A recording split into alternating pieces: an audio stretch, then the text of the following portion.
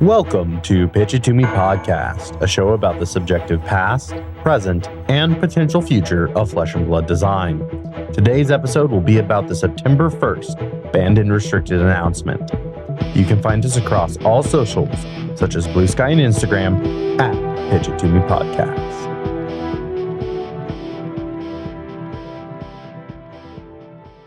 I'm Joel. I'm Clark. And I'm Fuzzy. That's right, Fuzzy. You don't get to do the intro this time. You've been trying to do it too much, trying to sneak in between all of our guest episodes. Not cool. I did 2 episodes. Yeah, don't think we haven't noticed. These guys have don't done think theirs. the people haven't noticed the way you've been trying to do the long con, the fuzzy long con. Everyone definitely pays attention to who is voicing each intro. Oh, yeah. And it's definitely not an unnecessary piece of logistical effort that we put in at the top of every single episode that people don't give a shit about. No. No. This is important. Absolutely. We have something important we want to discuss. Yes. So very recently, there were some pretty dramatic leaks that happened. Mm-hmm. It seems like someone stole a shipment or a few cases or pizza products regarding Super Slam and sold it. I heard it was in Quebec. I've also just heard France. I'm not really sure. Mm-hmm. But at the end of the day, these leaks have been massive. It sucks. And we support the structures that LSS has in place for supporting content creators. As such, we will not be discussing any of the leaked cards until they are officially spoiled. And we encourage everyone to watch the official spoiler videos that content creators put out this spoiler season. At the end of the day, it just feels shitty that this happened. Like, I don't really know how else to respond to it other than it's unnecessary and awkward and frustrating to see that this happened, that someone felt it necessary to break the rules and go around the structure. And for what, honestly? Mm-hmm. I feel strongly or confidently saying that, like, they will get the repercussions coming to them. It just sucks because obviously LSS puts a lot of effort into giving the chance to be engaged in the community to all these creators, and now that was like robbed of a lot of them. So yeah, I'm a little frustrated as well about the whole situation. Yeah, it just makes so many of these moments, not just all the pieces of content that content creators are designing and making, but also like the world premiere. Like, the wind's just kind of taken out of the sails of that because so many of the cards have been seen before. Yeah. The first person to like crack open a Fable happened because somebody bought stolen product in some random country in their house and they took a picture and posted it online. And it's not going to be that person who like flew to Montreal and like sat down and got really excited and was like, oh man, like maybe I'm going to be the lucky person to pull the first Fable and take the photo and post. Like, that experience has been taken away and given to someone who cheated the system. Yeah. That sucks. So we're not going to be talking about those leaks on our show, and you'll only hear us talking about cards that have been officially spoiled and are in the hype geist, if you will. And also, so getting into today's episode, we just had a pretty hefty BnR today as of day of recording. It's been about a week and a day for you all listening. The peakest of peaks, if you will.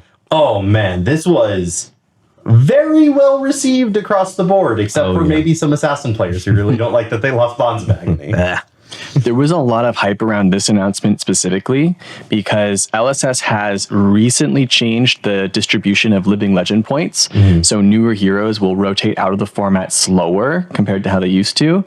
And with that change, people were concerned about how active Legend Story Studios was going to be with the ban list changes with these especially newer heroes.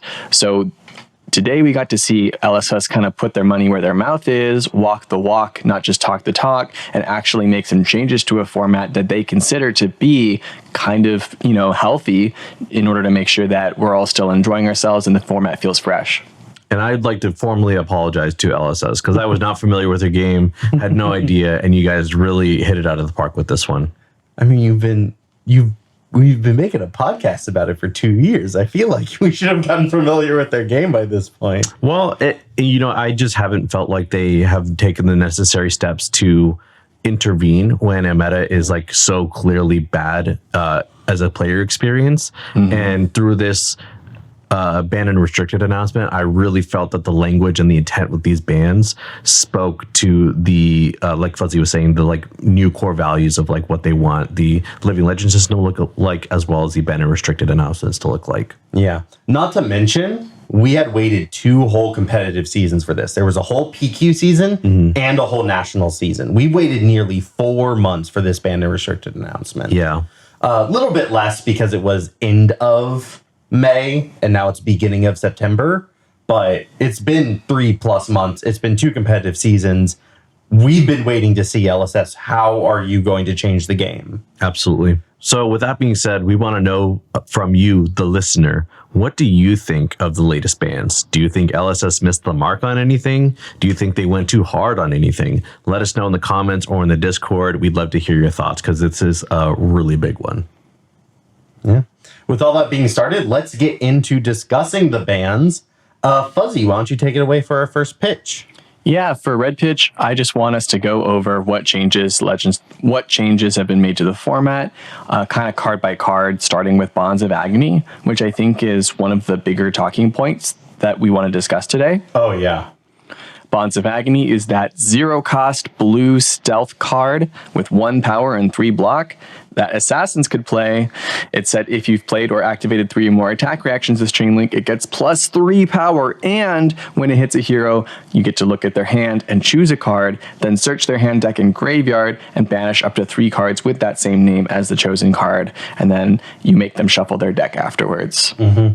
Now, in their description, they stated that Bonds of Agony was intended to reward assassins for taking on a somewhat challenging quest of deploying multiple attack reactions and give the opponent a difficult defending decision.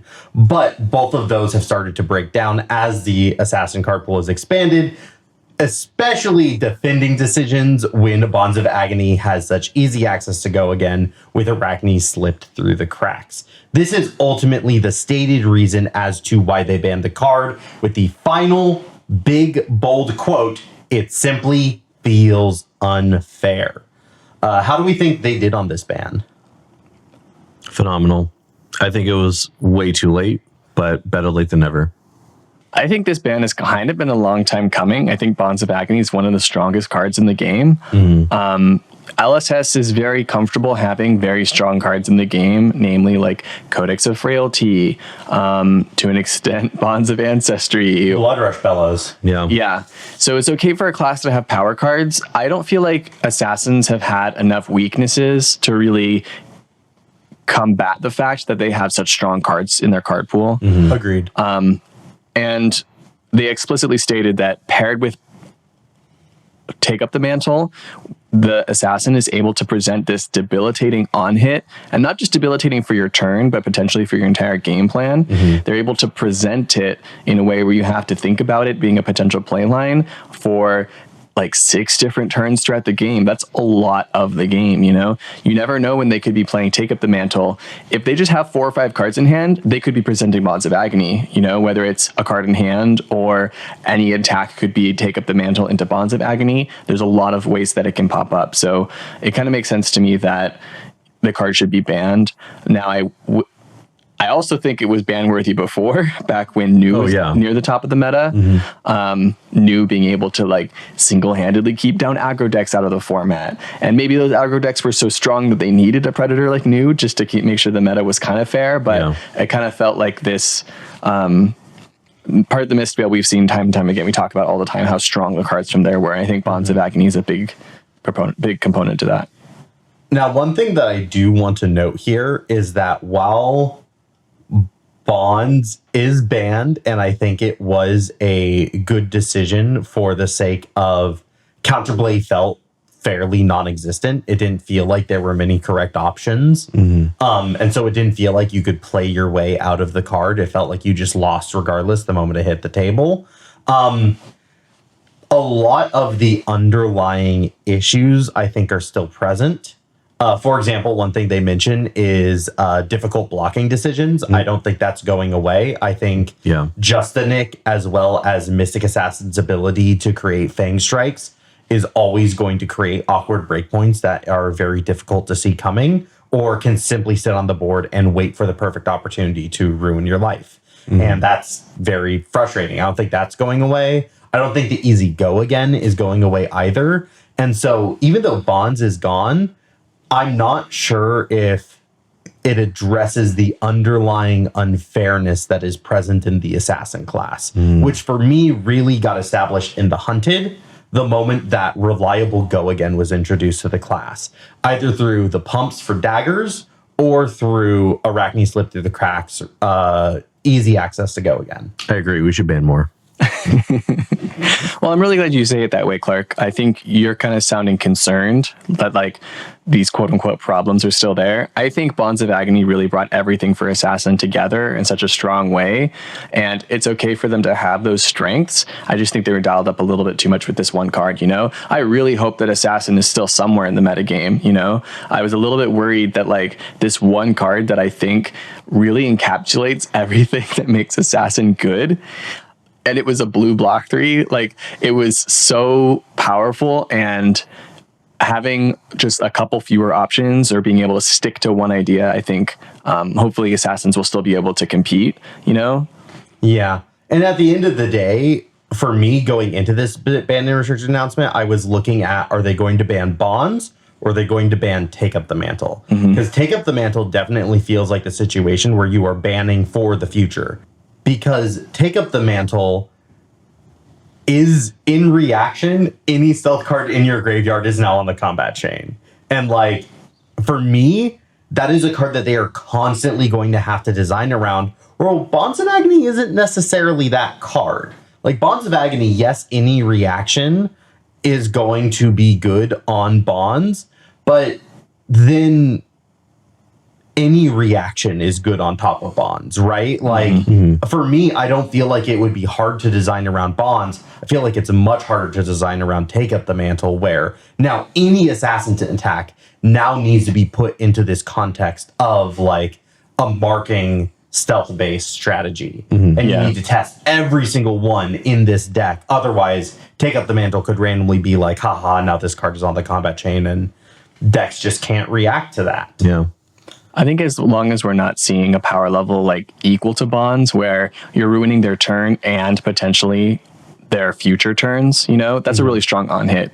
Mark of the Black Widow is something that seems to be really fair, even with Take Up the Mantle. Like, being able to suddenly go into Mark of the Black Widow, I think, is a strong play, but not like a crazy one where you're like ready to throw away your Katsu deck. Yeah, it really is the banishing the full copies of it from the deck that really make it feel so rough. And maybe that is enough, right? It's simply removing that element of the card, which to me didn't even feel that necessary or important to the identity of the card.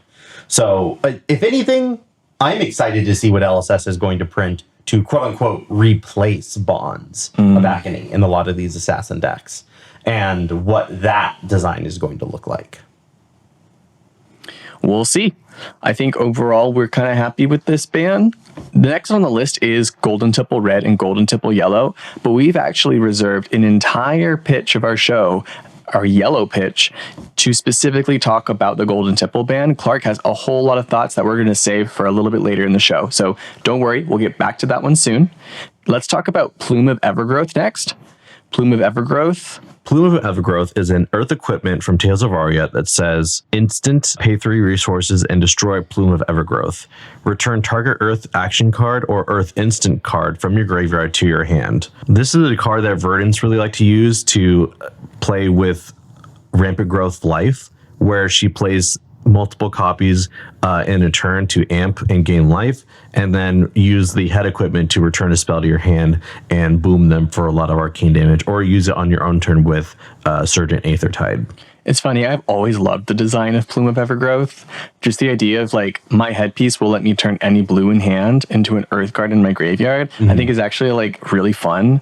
Like being able to be like, you know what? 4 copies of Channel Met Heroic or 4th copy of Felling of the Crown, just to like maintain that like nice mid-range game plan maybe where you just get the strongest card again. And I think that's worth sacrificing an equipment for. You know, Take Up the Mantle is strong, but you're also giving up a card to replace a card. It's a kind of a little different. Giving up equipment to do it feels a little bit more fair in my mind. LSS has said that they are banning Plume of Evergrowth because of the new expansion slot card, Light Up the Leaves, which is a 3-cost, 6 arcane Earth Wizard non-attack action card. This is really strong because with Plume of Evergrowth, it means that you no longer need to plan around a Stormstrider's kill range. You can always just draw a blue, and that is your Light Up the Leaves to use for your Stormstrider's kill. And that never used to be the case because there was never a Earth action card that could deal arcane damage in the same way. There was like Channel Mount Heroic as kind of an option. Yeah, there was also Pulsing Aether, but this deals 2 more arcane damage. Oh, like, yeah. Similar to Channel Mount Heroic, which amps 3. This is just, once again, increasing that kill range. And I guess it made it too easy for these Battle Mage Verdances to just have the Stormstrikers kill whenever they needed it. Absolutely. It's kind of funny how they have these unspoken rules where like, oh, we can't print like Earth action cards that are good. Like they have to have some drawback because they're so like good just to have for either decomposing or fusing. And then they print this one and it is really strong and it reads as very strong. And they're like, and we have to ban other cards around it just to like be able to have the ability to print this new card into the game. And maybe they shouldn't have printed a 3-for-6 Earth Wizard I don't know. with another instant option, you know, but hey, like that's what they want to do. You know what? If anything, I still think this is healthy because Plume of Evergrowth made it so much easier to also pull off big combo kills. So now if Verdant is going for the combo kill option, I think they need to play better throughout the game. They can't just rely on turning any blue in hand into another copy of Rampant Growth Life. They need to actually stack multiple Rampant Growth Lives in their pitch deck, which then also means keeping non-block instants in their deck. So if they are getting aggressed, there is a real death option available. Yeah, I do like that they're taking the scam out of wizard combos. Yeah, it doesn't feel as easy to pull off. It's still doable. It's still set upable, especially against slow decks like a Guardian trying to fatigue them. But like, I think it is harder, and that is better for the game. Absolutely. And it's also gotten easier because now you have this really nice, easy Earth card that can chip down your opponent and be a decomposed target. That is nicer, you know, for the combo kill strategy too. I also think it was a little nice that they're hitting Verdance, who was near the top of the meta right now. Not necessarily to a problematic point, but hitting those heroes at the top as we do these regular ban check-ins. This feels like an example of one of those like, hey, we are banning things more often. This is one of those bans that I don't think we would have seen from LSS a year ago. Good point. Next, there's Talk a Big Game. Talk a Big Game is a card that they are banning because of an interaction that we haven't really seen yet.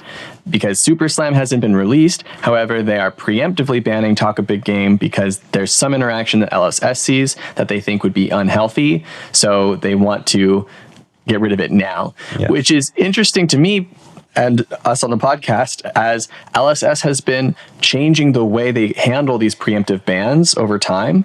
They banned Berserk because they thought that heavy hitters in Berserk was going to be too strong together, so they wanted to preemptively ban that. Then they saw Zephyr Needle was going to be problematic with the cards in the Hunted, and they were able to ban Zephyr Needle before any sanctioned CC event. But the set had already been released for a few days, so people had gotten a chance to take the cards, start planning out their decks, and investing in Zephyr Needle, investing in these combos. And it was too strong for CC, so they banned it, but ended up kind of putting a little bit of a sour taste in the community's mouth. I don't want to speak for every Flesh and Blood player, but I think some people were like, man, if you knew this was bad, this was going to be too broken, why didn't you just ban it in the first place like Berserk? They chose a middle of the road option. They chose to let everyone discover it, but not get to play with it. And why? right? Like choose one or the other. Let us get a tournament with it, then ban it, or ban it before we get the chance to play with it. Choosing in the middle is the worst of both worlds. I almost wonder if it's the opposite. Like, I wonder if LSS wanted people to see the power of Zephyr Needle and then understand why they banned it. But again, like you guys said, like, why not ban it ahead of time and let people win an event with it and then rip the rug out from it? Yeah, I guess, like, what's the fail situation here? Which is Right. like, hey, we banned Talk a Big Game. And then we all get the Super Slam cards and we're like, why the fuck did you ban Talk a Big Game? Like, this doesn't matter. Yeah. But then they can, like, next BnR, which is scheduled for November, very nice, only 2-month wait. Then they get to go, okay, yeah, we thought it was stronger than the community did, and it turns out it's actually not all that bad, so we're bringing it back. I think the real reason is they leaked my Leviathan list and they were just like, this guy can't have it. So yeah. it is what it is. And Zephyr Needle ended up being really strong at Living Legend. Yeah, like stupid fucking strong in Yeah. Living Legend. So we know that shit was broken. So maybe Talk a Big Game is going to see a lot of play in Living Legend. Living Legend Brute playable in Living Legend? I mean, they got Berserk over there, I heard. I also think it might be the Guardian side of Talk a Big Game that's stronger than the Brute side. Yes. Oh. Very, very possible, because we have seen Reviled get access to Intimidate through bully tactics, and Intimidate's really good with Talk a Big Game. Yeah. Currently, it's been most playable in Rhinar lists, so, like, both of our Reviled heroes are Guardian Brute. Both of them have access to Talk a Big Game. If Reviled has additional Intimidate support, like, maybe it's just quad Intimidate, say 8. Talk a Big Game gives me 8 mites. And, Lyeth wanting to find power in ways that aren't printed on the bottom left of a card. Talk a Big Game does that. Like, if Lyeth can get 5 damage on the board and get 5 mites out of this, that's a really above rate card, especially for someone with 5 intellect. I also want to mention this card was banned in Blitz as well. Yes. Next, we can talk a little bit about Germinate. LSS has decided to unban Germinate, which was banned in about 4 months ago, I believe. They kind of foresaw Florian being really top of the meta, and they wanted to curve him back a little bit. But Florian has been kind of absent from the meta lately. Oh, no. Oh, no, what happened? Well, we're going to give him Germinate back, and we're going to see if he bounces back again. I think Germinate was I think it was just a ban to pacify the community. Yeah. I don't think it was a necessary ban when it happened. Do you feel pacified, Joel? Not anymore. It's tough when they print. Fair enough. It is tough when they print like these ally-based heroes. It does make it really hard for decks like Florian, these like mid-rangey defensive decks, to really shine. What are you going to do? Like, I guess like Runechant Reaping still is able to push damage and take out an ally, so maybe Florian can handle it better than most. I don't know. We'll kind of see. I don't think so. But hey, it's coming back. I think it was the right decision. I love it when a developer is able to say, hey, we think we made a mistake with this change, so we're undoing it. I always appreciate it when they do that. I always want to give credit to a dev team when they're able to say, we think we made a mistake, and they walk it back. I don't think that is something to be ridiculed or to bully them about, even though you'll see some communities do that in gaming. I think it's ridiculous. If someone's willing to say, hey, we screwed up here and we're undoing it, always reward that. So thank you, LSS, for acknowledging that the Germinate ban was pretty unnecessary. And then before we wrap up, I do want to mention Deadwood Dirge was unrestricted in Living Legend. And that's the ban restricted announcement. Again, let us know in the comments how you think LSS did with the ban and restricted this season. Like, what are you thinking? We want to hear your thoughts on the ban list. I think we're going to go on to Yellow Pitch, where Clark is going to go into more detail about the Golden Tipple Red and Golden Tipple Yellow ban specifically. Yes. So for Yellow Pitch, I've titled it How LSS Fixed Gravy, with big air quotes around the word fixed there, because I think that, one, it's a little bit ridiculous to think that this single ban and restricted announcement was going to accomplish everyone's ideals regarding Gravy. I think he is probably the most complex balancing hero that they've ever had to do, and at a time where the game is more complex than ever before. I think previous OP heroes, there were probably much simpler, easier to target problem cards than what Gravy is dealing with right now, because no singular card feels like it is the reason why Gravy is doing the unfair thing. It is all of these cards in concert with one another. It is core to his design as a hero. Yeah, I totally agree. They even say this in the thing where in the schedule, in the banned and restricted announcement, where the data is saying Gravy Bones isn't that strong, but all the players feel like it is. And Brian Go is like, yeah, I agree with that feeling. It puts him in a weird position as a designer, you know? Yes. So let's talk a little bit about what happened. They banned red and yellow Tipple, leaving it to blue only. So first thing I want to do here when talking about this ban is let's talk about the card Golden Tipple. At red, Golden Tipple costs 1, attacks for 3, blocks for 2, has Go again, and says when this attacks, you may discard a yellow card.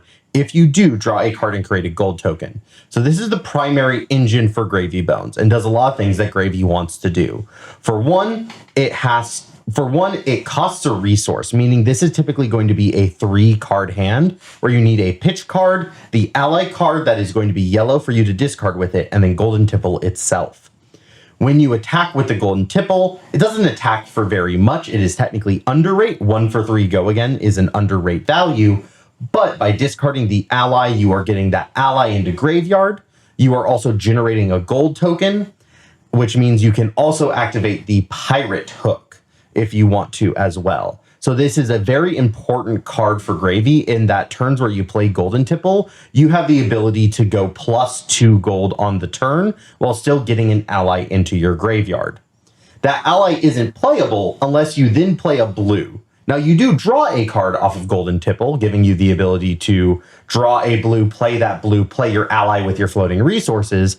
However, that's no guarantee. You could draw another ally, for example, or draw maybe another red attack, for example.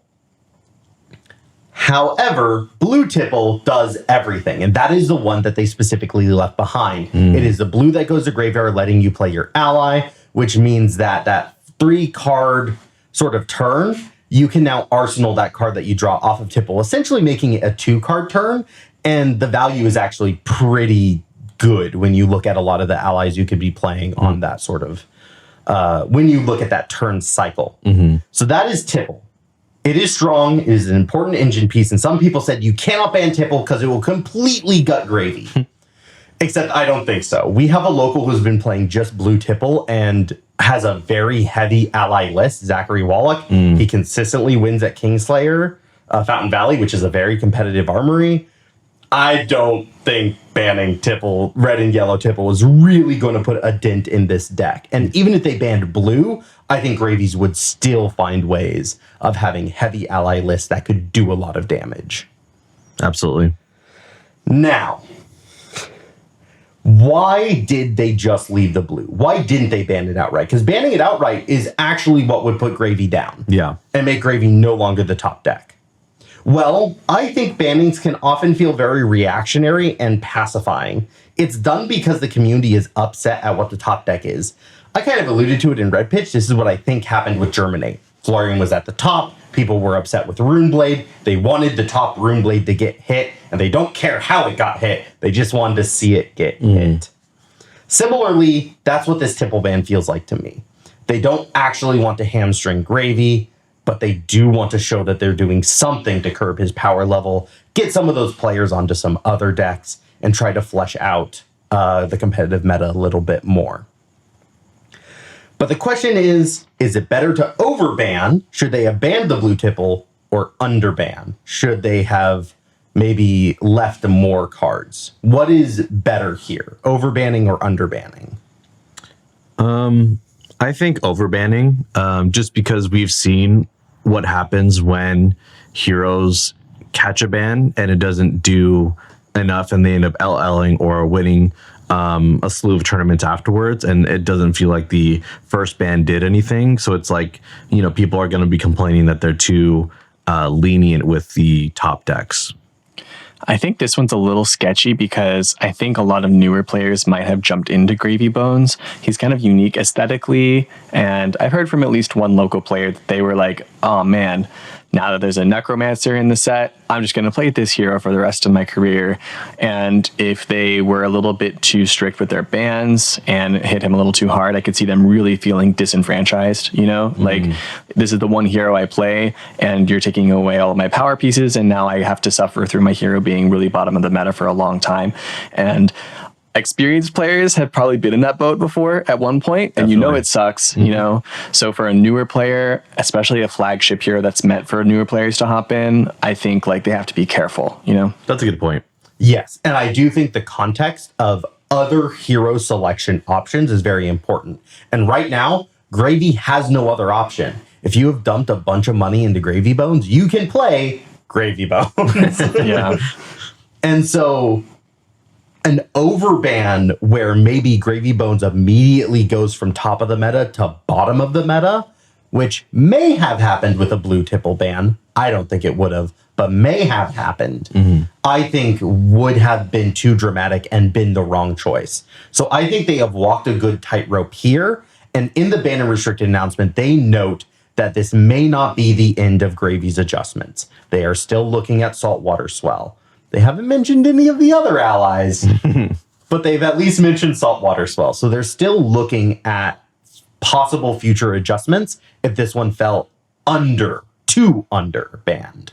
Yeah, and just before you continue, Clark, I mentioned that I prefer overbanning because in the past, I don't feel that LSS has kept their promises about being more adamant about banning powerful cards. But if this is the first of many adjustments that they do over the course of the next year or so, then I'll probably say, yeah, underban as much as you want, because I know, or I have faith in LSS and their ability to consistently check the meta and make the changes that are needed. Which I think really brings together that big thing that they were saying at Aurora's Living Legend moment, where they said, we want to both have the points that they earn and have more banned and restricted announcements, followed by everyone going, what the hell, isn't that doing the exact same thing? And the answer is no, because what they want to do, they've described here. They want to underban, make a small adjustment, see how much of a change that makes, then they can make another small adjustment. Then they can see the changes that makes and make another small adjustment. Having more regular BnRs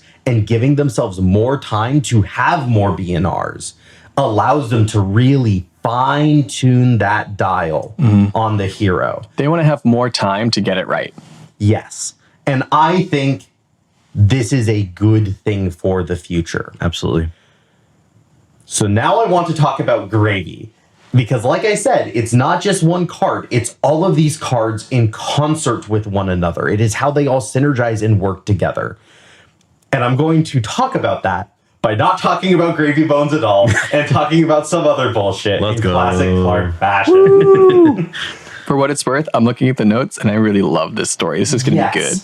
I want to talk about Azir. Now, I know that many of the Fab players in SoCal are also League of Legends players and have been playing the game for a long time. Azir is a champion similar to a hero in a game called League of Legends. It's a massive online, it's a multiplayer online battle arena, or MOBA. I think MOBAs have some interesting parallels to TCGs and to Flesh and Blood specifically that make it relevant, which is why I'm making this point. I'm not going to go into all that. That's its own thing. I just want to talk about this one champion and their story within the game itself. Azir. Azir is a champion that was released in 2015, about a decade ago. His kit featured controlling sand soldiers and sending them out to extend the influence of the champion. It was very flexible. You could send him anywhere in a specific range. You could dash to him, and you could also use them to do just a bunch of damage, load up, and just really take down an objective. There were a lot of strong things that these sand soldiers did. It really allowed him to be a long-range, zone-control, mobile DPS roaming mid-layer with one of the best engages and disengages in the game. And if that sounded like a lot, it's because it was. And it also sounds a little bit like Gravy Bones. Gravy Bones is an aggro-controlling board state hero that has surprising block power. And it's like, hey, wait a minute. That's everything that makes a good Fab deck. And it's like, yes, that is what Gravy does. And Azir was the exact same way. Azir had everything that you wanted a good League of Legends champion to have, in the same way that Gravy has everything you want a good Flesh and Blood deck to have, except maybe allies are non-blocks? Question mark. Question mark. What this did for Azir was it made him one of the highest played champions in pro play with one of the largest professional win rates ever. And no matter what Riot, the company that makes League of Legends, did, they couldn't keep Azir around a 50% global win rate without him dominating pro play. So Riot hit a crossroads. Do they gut his design, undermining his fantasy and flavor for that better, more efficient 50% win rate? Or do they nerf him into oblivion, making his numbers so much worse and not caring about his win rate while leaving him powerful for pro play? And to quote it directly, in the hands of the masters, bad matchups tend to dissipate very quickly, and the good matchups are over before they even begin. There is so much skill expression in Gravy's kit that it just doesn't matter. Bad matchups, good matchups do not matter in the same way.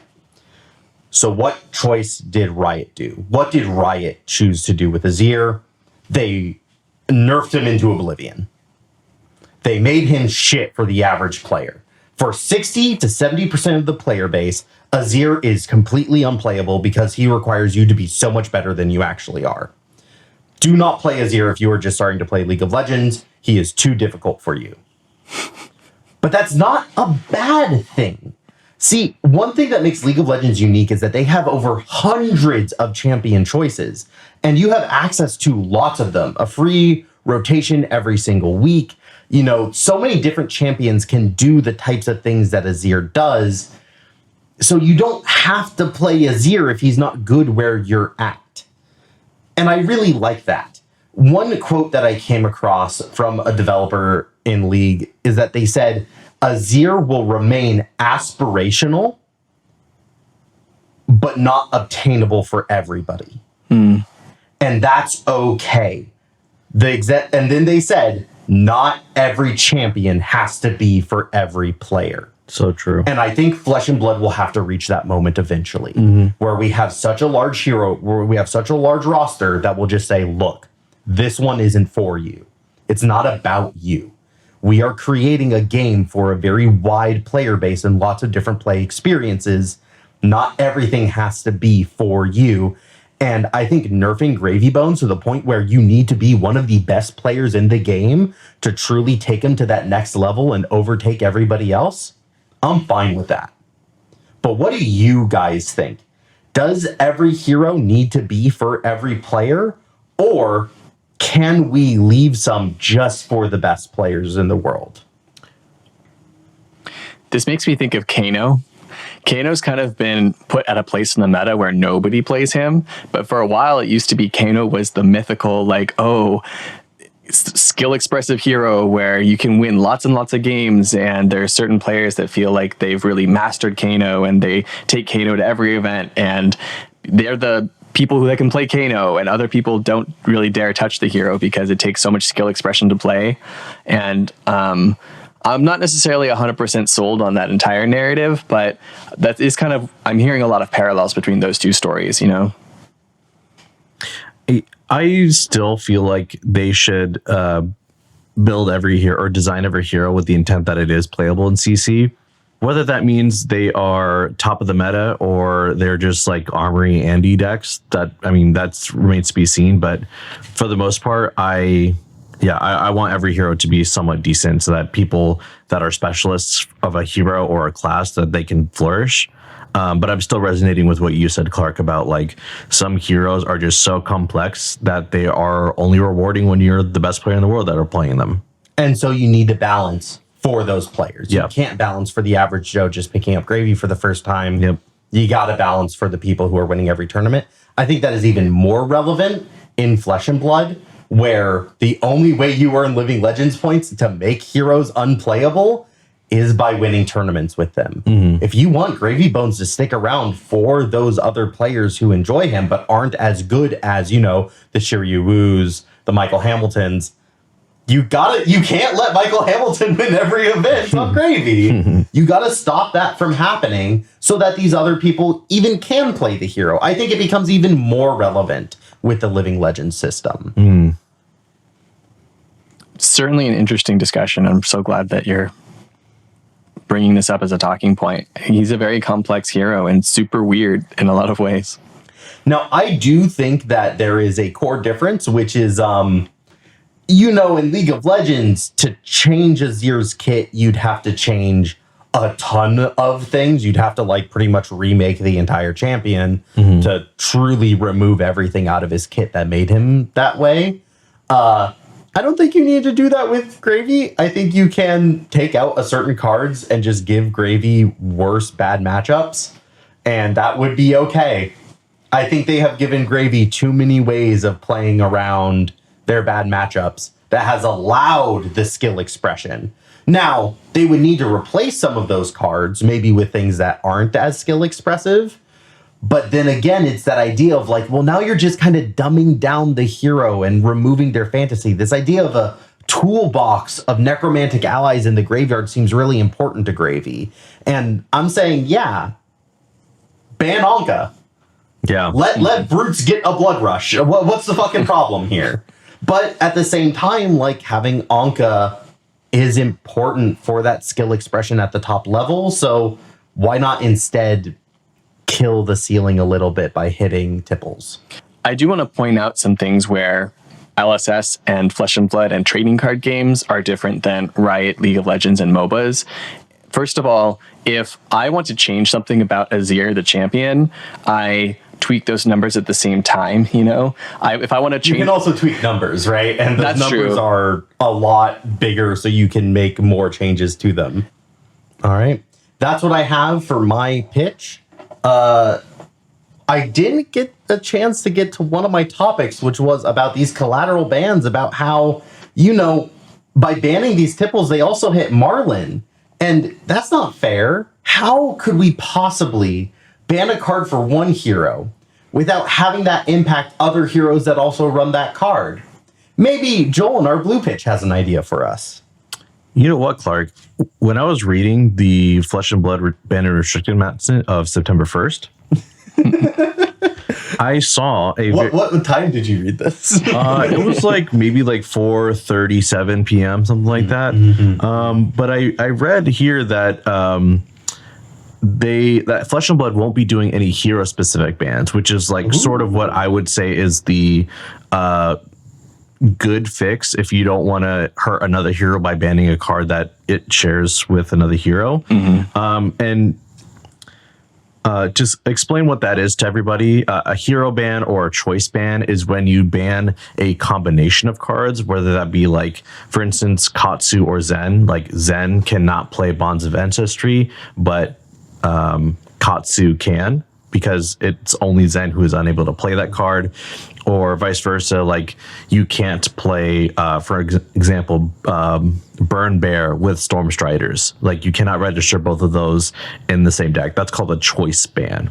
Yeah. The hero specific is a type of choice ban, sort of a square, rectangle, square thing, where if your hero is X, you cannot run Y. It's sort of like a inverse nega version of hero specializations.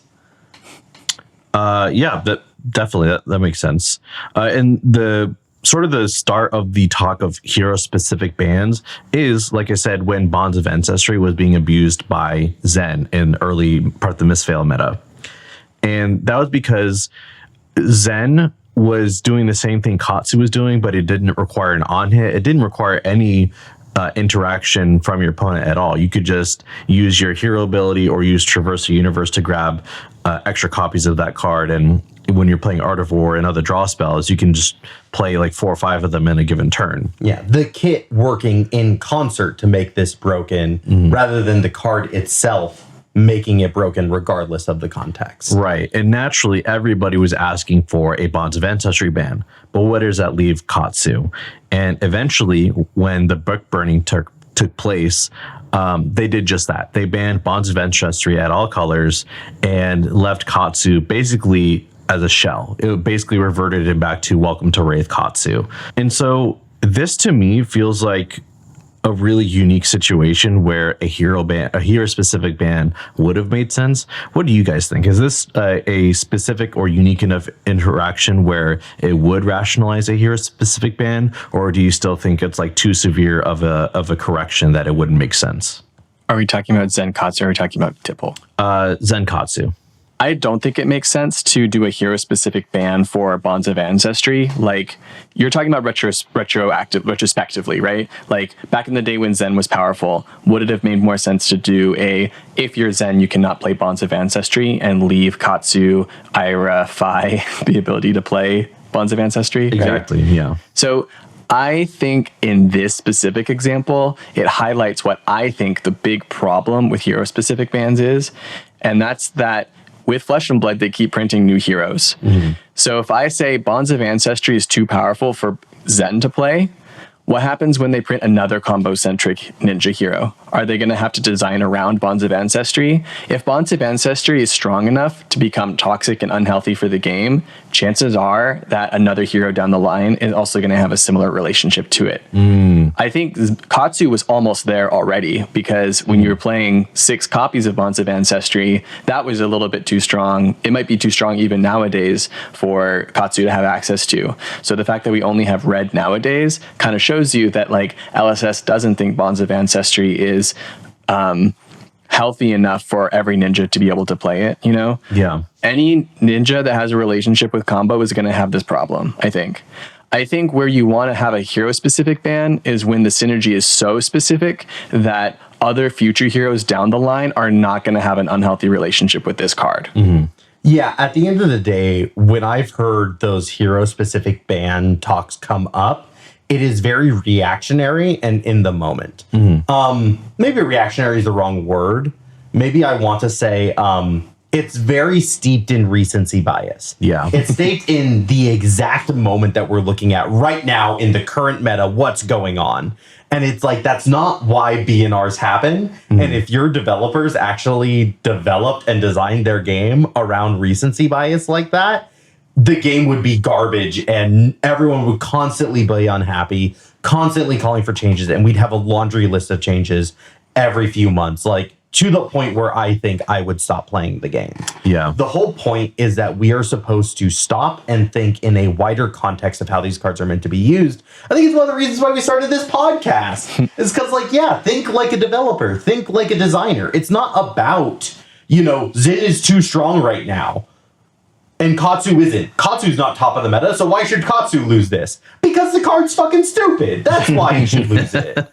Like, at the end of the day, that is sort of the conversations I think we should actually be having. And so hero-specific bans, I think, need a really specific situation that Fuzzy described there, where it is really, really clear that the card isn't broken until you include multiple other cards from another hero.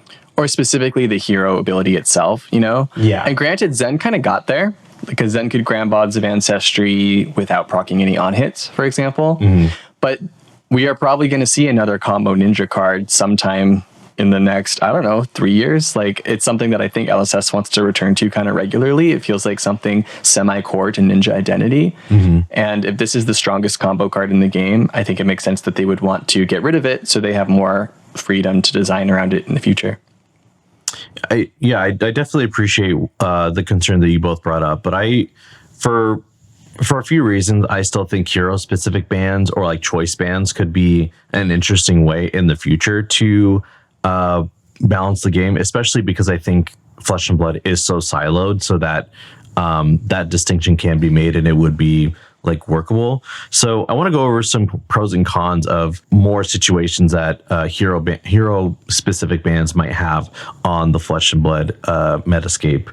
The first pro I can see is like obviously with the red and yellow golden tipple ban, while it hurts Gravy specifically, I think it does go into that realm of collateral damage or collateral banning that you mentioned, Clark, where another hero is indiscriminately hurt by this ban as well. Like Marlin, for instance, will never get the chance to explore any golden tipple bans as she gets more support, which we know from the ban and restricted announcement, they're going to be trickling in powerful support in the expansion slot for her specifically, but she'll never get access to red and yellow tipple. So for me, that seems like good enough reason to include like hero specific bans or choice bans so that people can still deck build with a card that hasn't even been cracked at all or used in this deck. Yeah. LSS literally does not want to make Marlin any worse right now, but they have to if they want to get rid of Golden Tipple and Gravy Bones. Yeah, right. That's the logic. I think I like this situation for a hero specific ban more so than Zin and Katsu with Bonds of Ancestry. Interesting. Because Golden Tipple isn't broken, and I don't think it can be broken in Marlin. Like, I think it was most broken in a 3-of-a-kind Death Dealer type of list, and that is simply not the best list right now. It's also illegal. Yeah, in terms of Death Dealer, yes. But also, even using something like Redliner or Red Spine Manta, I just don't think that's the best build for Marlin right now. It's Harpoon Cannon. And I don't think Tipple is nice in her curve. I think it's awkward in her curve. They're playing it to dig through deck a little bit faster so you can find the cards that are actually good so you can play them. That's kind of what they're using Tipple for, but it just doesn't work in the same way. And so I think it's completely fair, honestly. I think it's a fair card, and I don't see a world where adding another big 2-for-6 Harpoon card is going to make it broken. I don't see where adding a new pump is suddenly going to make it broken. I don't think they're going to have to design around Tipple in the future. So this would be a good situation for a hero-specific ban. Makes sense. However, one thing that we were talking about before the show is that this could also have a really weird effect on the new player experience. Like, think about when you first start the game and all of a sudden you get into Gravy Bones and you're playing this armory deck and it includes cards that are specifically choice banned with Gravy Bones, and that becomes another set of circumstances you have to navigate in addition to, like, you know, armory decks of heroes that have already LL'd. I don't think Flesh and Blood needs any more barriers of entry for new players, as niche of a game as it is. There's also a moment where the wind kind of gets taken out of their sails as a new player, where, like, a lot of the times they learn about a card when it is played against them. Yeah. So, like, they could see a Marlin play Tipple. They could be like, whoa, Tipple's so cool. Like, you can kind of, like, create the free card in hand for you to discard and do the cool thing. Huh. And then they'll, like, be playing Gravy or playing against a Gravy player, and they'll be like, wait a minute, Golden Tipple would be so good in this deck. And then, like, why aren't people playing Golden Tipple in this deck? I gotta go tell, like, has no one thought of this before? And then we all come around and we're like, oh yeah, no, that's specifically banned, but only for that hero. And they go, oh. You know, and perhaps a more slightly toned down version of that conversation, there are lots of times where we go out and just, like, eat dinner with other Flesh and Blood players, maybe after an armory, and we talk about, like, deck ideas and possible synergies, and none of us are 100% able to remember the ban list off the top of our head, you know? So it makes those conversations kind of like constantly having to correct each other. And, you know, the more complicated the ban list, the slightly harder it is to, like, have those, like, fun synergistic conversations, you know? As in franchise players, I think it isn't as bad for us. You know, the specific thing that they mentioned in the article is, I want to read it word for word here. It's so Brian Gottlieb. If you read the quote, like, it's hard for me not to read it in his voice because it's so his style of writing. And no, hero-specific bans cannot be the answer here. While bookkeeping around the few such bans would be fine, the format would eventually become an impossible-to-remember web of ban exceptions. Very Brian Gottlieb voice. Yeah. In English, he's saying that, like, while he thinks the player base can handle a couple hero-specific bans, maybe even like a dozen, that eventually it would become a really long list of things that are hard to remember, basically. Yeah. But I will say that this already exists in other TCGs. Like, I will say Digimon TCG also has choice bans. They have at least like 5 or 6, something like that. And Honestly, I haven't seen it impact any pro play. Like you could still play either of the cards. It's a bit more wide open. Like you're not siloed to a specific hero, but it is an internal format. It's not. There's no rotation, and you can still play a deck even if you can't have this like infinite combo or whatever. And that's normally what it's utilized for. Is when a combo is so broken that like even if it impacts other decks in the future, like this combo cannot exist. Do you feel like Digimon has a lot of power creep? Yeah, I have said in a previous episode that the power creep in this game is a little out of control. So, of course, it's like not a one-to-one comparison to Flesh and Blood. But I think with the discipline that LSS is able to show in their design, that they'd be able to find ways where, like, okay, this card, like, for instance, like Art of War and Strides of Reprisal might also be one of those things. And it's a little bit easier because it's like an equipment that starts in play. Yeah. One thing that I've sort of said about hero-specific bans, and I think a lot of people will disagree with me on this, is I think it encourages developers to lose that discipline. I think it helps them become a little bit lazier, plan for the future a little bit less. And I understand that that's it's so interesting because we're talking about the thoughts and feelings of people that we do not know and the workflows of a company that we are not engaged in any way, shape, or form. So, like, how the hell do we know? Yeah. Like, I do not know that it will make them less disciplined, and you also don't know that they will be able to maintain their discipline through it, right? We cannot speak to that. Only they can speak to that. But I would be concerned if hero-specific bans became more regular, that it would result in lazier deck building and designing and development processes. And I think with how LSS has been printing their game, constantly looking to do new every single set, and no, that's not in UU, that's in EW, new things constantly, where I feel like they're constantly releasing the next big idea in every single set. And if they can do that without ever really worrying about the implications of how those things interact with older previous designs, then they won't, right? So I think the lack of hero-specific bans is helping the dev team stay disciplined, but I also can't say that for certain. Yeah. A little bit more to your point, Joel. I think hero-specific bans do feel really natural in Flesh and Blood because of how hero-centric and siloed heroes are. Yeah. Like, Lyeth kind of already has his own hero-specific ban list because there's a whole shit ton of cards you're never going to run in Lyeth because of his hero ability. Yeah. So having one more be like, oh, and also he can't run this card just because, I feel like we might already be a little bit wired for it, No, I think the inherent siloing of Flesh and Blood has already made a lot of hero-specific bans where you're like, wait, I want to play this card in this hero. And it's like, well, you actually can't. Yeah. And it's like, oh, okay. Like, that already happens every so often. It's Definitely. a conversation I've had with new players where they've come in and they've been like, wait a minute, can I do this in this hero? And I'm like, actually, no, because you don't understand the rules of the game all that well yet. I do want to, again, talk about that new player experience. If I were to go play Living Legend, I kind of would be a new player. You know what I'm saying? I think like the more complicated that ban lists are across multiple formats, that's when you really start to feel the mental load. Like, I love Classic Constructed. You can make that ban list as complicated as it needs to be, and I'll be okay.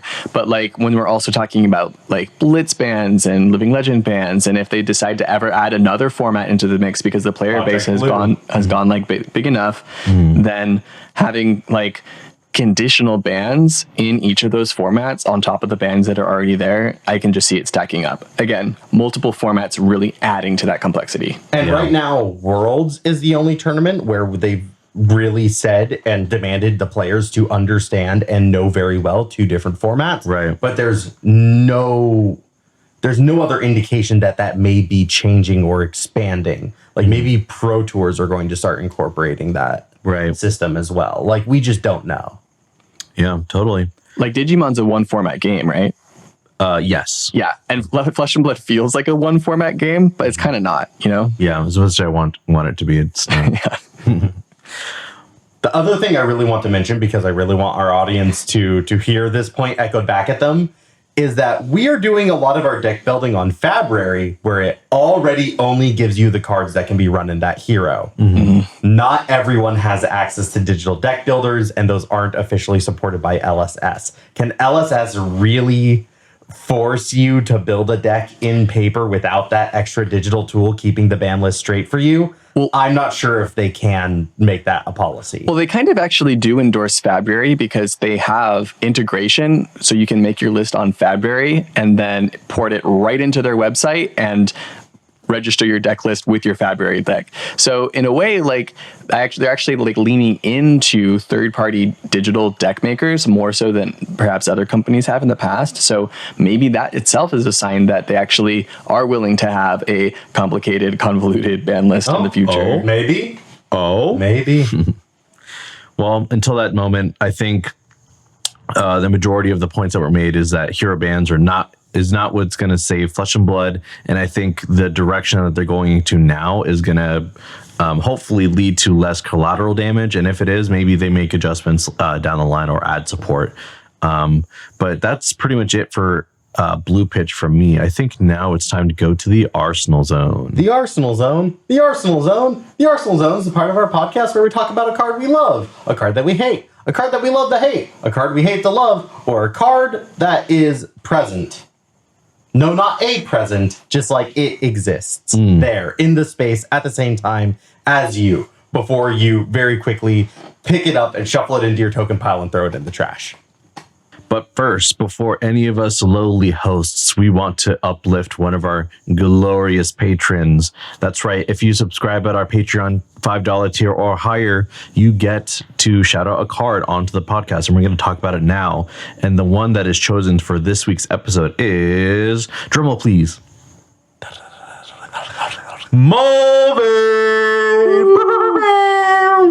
Mulvane shouted out Runic Reclamation. Ooh, I like this card. Yeah, it's a Runeblade card.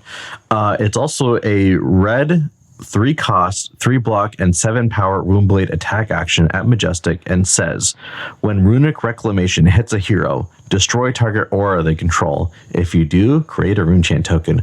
Oh, and it has flavor text.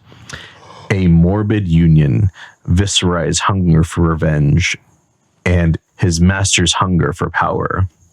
Ooh. Spooky. And Mulvane had this to say about Runic Reclamation. This card can present so much value, but my locals swear it's a bad card. 2 card 7 with an on-hit, premium sideboard option in my opinion, because if the conditions are fulfilled and it hits, you're getting 9 points of value from 2 cards. 10 if you're on Florian, who's online, quote unquote, which is like, 8 Earth cards and banish. Insane potential that I feel is underrated. It even blocks for 3. So true, Mulvane. This is my favorite anti-Prism Tech card. Oh yeah. It is both a 7 power popper, and if they have one of those pesky little your cards don't have Phantasm, you can be like, psych, hit you for 7, destroy your Spectra Aura, make a Runechant. Oh yeah. That shit is strong. And it's funny because I remember when Fuzzy and I were both playing Briar in a PK season, we would play Runic Reclamation in the mirror to shoot like their opposing Chenamout Heroics, and it'd be coming in for 10 if you had your own out. Yeah. And then to create a Runechant and an Embodiment of Earth. Sheesh, that's a lot of value. Even just like if they have an Embodiment of Earth that they don't really care about after this turn, being like, and I get a Runechant, felt like good value. Oh yeah. It might even be good moving into the kind of aura token based design that we see coming up here in Super Slam. That's the word. Too bad all my sideboard slots are D-Reacts and Arcane Barrier, baby. Yeah. But yeah, this is one of those cool Majestics from Everfest that just like is just waiting to be utilized. Maybe it's not the time now, but eventually it will be. So thank you so much, Mulvane, for making the suggestion. Hopefully we get to see you soon. And like I said earlier, if you didn't hear your card shouted out, don't you worry. If you keep submitting your cards, we're going to go through our bank of suggestions and pick out maybe yours in the future. Yeah. In the meantime, let's go ahead and jump into our own Arsenal Zone cards. I will lead us off talking about Blood Dripping Frenzy. Ooh. That was a good shout. Oh yeah, this is one of those old school Dusk to Dawn cards. Old school. Right? Vintage. It kind of is at this point, 2023. It's a Shadow Brute action. It's a blue 3-block that costs 2. As an additional cost to play this, banish your hand. Draw a card for each card with Blood Debt banished this way, and your Brute and Shadow attacks gain +X this turn, where X is the number of cards with 6 or more power banished this way. Go again. So this was supposed to be like a blue Blood Rush Bellow, but just for Levia. And it was supposed to be a slightly worse version of Blood Rush Bellow because this actually doesn't do anything that Blood Rush Bellow actually does. And I would say that this card does see 0 play for very good reasons. At the end of the day, I think this is a card that is a victim of having too much text. Yes. Because it really needs to give the next Shadow Brute card you play Go Again, or it really needs to enable Go Again in some other way, or it needed to cost less. Because honestly, it's just such a specific hand. The best use case for this is you pitch a blue, you play it, you banish 2 6-powered Blood Debt cards, which you don't have a ton of in your list, mind you. And then you draw 2 cards. One of those has to be a blue. The other one has to be a 2-cost. You pitch the blue. You play your 2-cost Go Again card, which is hopefully a Brute card. It probably is a Brute card. And then you attack with Hexagore with your other 2 floating. That's how you get 4 value out of this. That's such a specific hand and draw scenario that, like, it's never as good as you need it to be when you play it. Yeah, this card I feel like is missing the expansion slot card that doesn't exist yet that generates an action point when you banish it from your hand. Well, that's what Hooves of Shadow Beast is. Don't you want to sacrifice an entire equipment slot for the free Go Again? My mistake. I apologize for my outburst. But that's what the card that I chose. Let's see what Fuzzy chose. Yeah. When I shadowed a card in the Arsenal Zone, I like to bring physical copies of the card that I can sign and give to each of my fellow hosts. And today, I wanted to talk about Cadaverous Contraband. Ooh, playable? This is a common from Arcane Rising. It comes in red, yellow, and blue. They all cost 2. The red comes in for 6. They all block for 2. And when Cadaverous Contraband hits, you may put a non-attack action card from your graveyard on top of your deck. There's not that much recursion in the game. It seems like a underutilized thing in the game that LSS seems a little bit worried to put on too many cards. This one comes in for 6 with this nice on hit that lets you put your most powerful non-attack back on the top. I think if there were more non-attack action power cards in the game, this could see a lot of play. You know, I've definitely thought about running this in Brute, but I think Brute, especially Rhinar, does not quite need the extra extension that comes from this card because Rhinar, especially with the Intimidates and the aggression, is so good at getting in with. Once you've played 3 Blood Rush Bellows, you've probably won. You know what I'm saying? You don't need the 4th and 5th. But maybe there's some circumstances in the future where this card could be really killer, you know? I always think about, like, putting Codex of Frailty on the back top of your deck could be really strong, you know? Yeah. And I brought a copy here to sign for each of you. Here you go. Thank you, Fuzzy. Sweet. Playing that in PB. I really like it in my Victor list where I get to cycle visit the Goldmane Estate. That card is so strong. Why is it a blue block 3? That's what I'm saying, bro. Visit the Goldmane Estate into Cadaverous Contraband for 13. So that next turn I can visit the Goldmane Normalize Estate again. blue block zeros for Guardian. Fuck me. All right. Well, looks like we have one more host left. Joel, what's your card? So my card is one that I've shouted out a couple times on the pod, I think, at this point. And you'll do it again. Goddamn right. It's my podcast. And that's Lumina Ascension. And Lumina Ascension is a 0-cost, yellow pitch, 3-block Light Warrior action card that's a Bolt and Specialization, which says, until end of turn, weapons you control get +1 power, and when this hits, reveal the top card of your deck. If it's a light card, put it into your soul and gain 1 life. Otherwise, put it onto the bottom of your deck. If you've charged its turn, you may attack an additional time with each weapon you control, with Go Again. And this card is what sold me on Flesh and Blood, what sold me on Bolton way back when. It also can't be banished by fucking Bonds of Agony anymore. Let's fucking go, baby. Bolton back on the menu 2026. Mark my fucking words. You can't stop my Luminous. I just remember like at a PQ season, I went to like Oceanside or some shit like that. And a really good new player by the name of, no, not Grant, Zane. He was playing new and it was going pretty well. Like we were mid-ranging pretty well. And then he banished like a random card off the top and it was a Lumina Ascension. And he did that 3 times. And so I didn't play a single Lumina Ascension and just got fucking dumpstered that game. And I'm just glad I never have to feel that way again or have to play it at instant speed to get out of my hand in response to a Bonds of Agony trigger. Just, yeah, super happy. Shout out to Garrett for his twinning blade tech that he put into me. And that's all I'm going to say about it because honestly, I just want every single Bolton player to immediately go monkey meme neuron activated at what I just said. Oh yeah, bro. He called me at like 10 p.m. at night one time. He's like, Joel, what's the one card you can go really wide with in Bolton? I go, Raiden. And he goes, we fucking got him. Yeah, shout out to Garrett. Yeah. But yeah, that's my card. Lumina Ascension. Yeah. Oh, and it survived the banned and restricted announcement. That's true. Did you think it wasn't going to? Everyone tells me it's so broken, it's got to be banned. And every time I like to do a little dance when it doesn't get banned. Every single BnR is a little victory for the Bolton players. Yes, sir. Yeah. All right. Well, I think that's our episode. Cool. This was a fun one to record. I always loved the banned and restricted announcements. Yeah. And I love when they shouted that out in the banned and restricted announcement. They're like, hey, our game is great. We're banning some cards because you guys fucking love it when we ban cards. You guys love that shit. I feel so seen right now.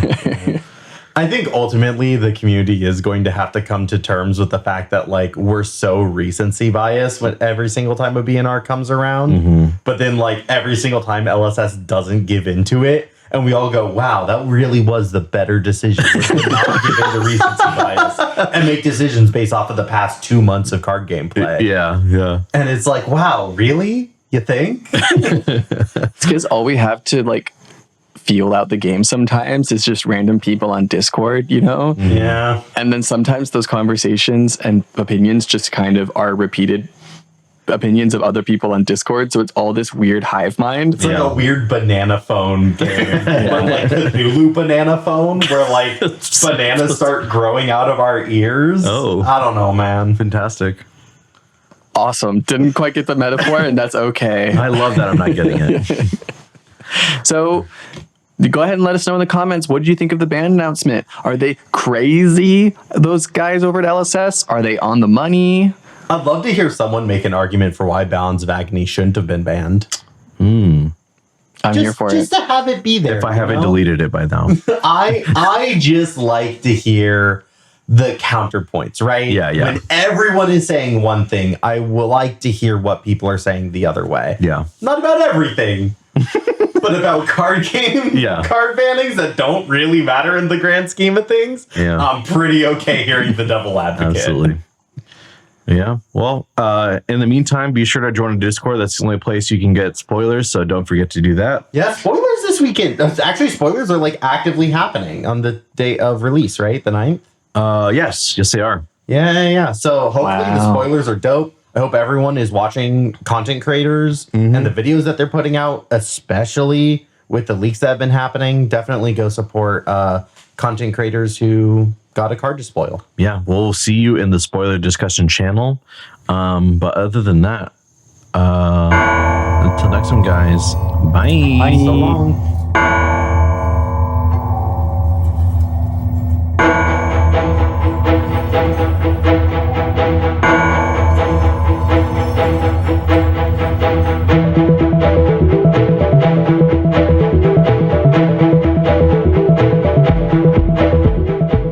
Pitch It To Me podcast is hosted by Fuzzy Delp, Clark Moore, and Joel Recinos. Our executive producer is Talon Stradley. Logistics coordinator, John Farkas. Music by Dillon Hulse. Logo by Han V. And sound mixing by Christopher Moore. Last but not least, we'd like to thank you, the listener. Thank you for tuning in. please give us a follow on your favorite social media platform at Pitch It To Me Podcast.